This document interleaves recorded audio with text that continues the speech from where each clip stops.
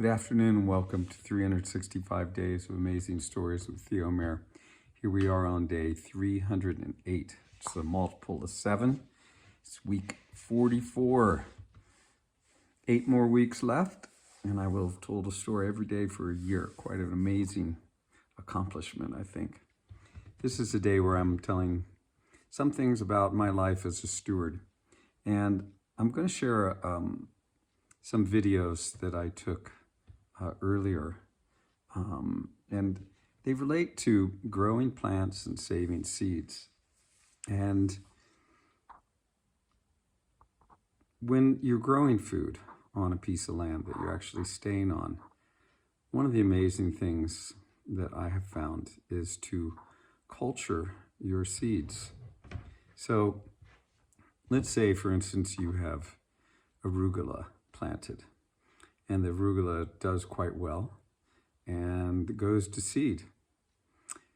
If you save those seeds from plants that have grown on your property, the chances are that those seeds will then grow more arugula in kind of an easy fashion, because they're becoming adapted to the landscape.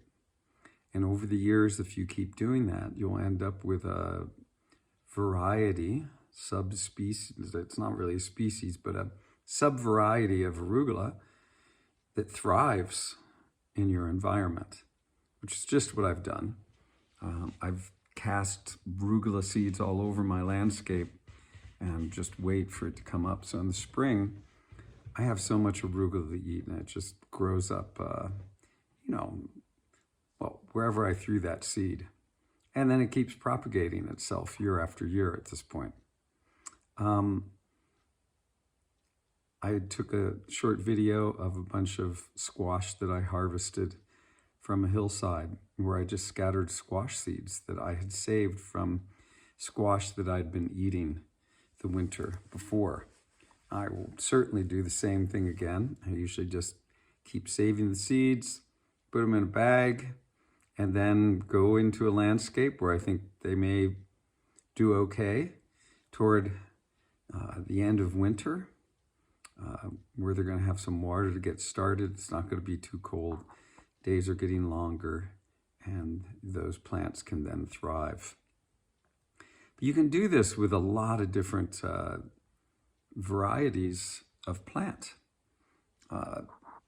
from vegetables and greens, herbs, to trees as well.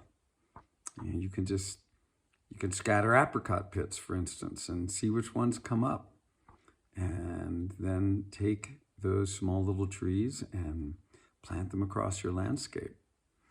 This is another thing I ended up doing. Well, maybe I had some help with this from my stepdaughter, Julia, who loved to be the first one out in the morning to go pick whatever apricots were ready. And of course, her pits ended up all over the place, apricot pits.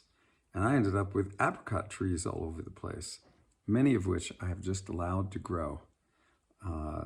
Some of them have begun to bear fruit, but in some years, my landscape will be dotted with little fruit trees, thanks to random apricot pits being thrown here and there. Peach pits, same thing. Now, a lot of people will tell you that, if you want a true, variety of apricot, I think there's one called Biermann's, then you need to graft a branch from that apricot onto rootstock in order to get that same apricot. And there's truth to that. But you also get some other variety of apricot or peach that will grow from pits from the trees that you grow. Plums are the same thing. And apples are the same thing as well. Although a lot of the apples that you end up growing from apple seeds will end up being like a small crab apple. Anyway, it's something very interesting to play around with. And then you end up having food that is perfectly adapted to your environment to live, which I think is the most health producing for us people to consume. And especially if you're planting trees, you end up leaving a living landscape for those who come after you. So, okay, enough for today. Hope you've had a good one on this Saturday, and come back for more.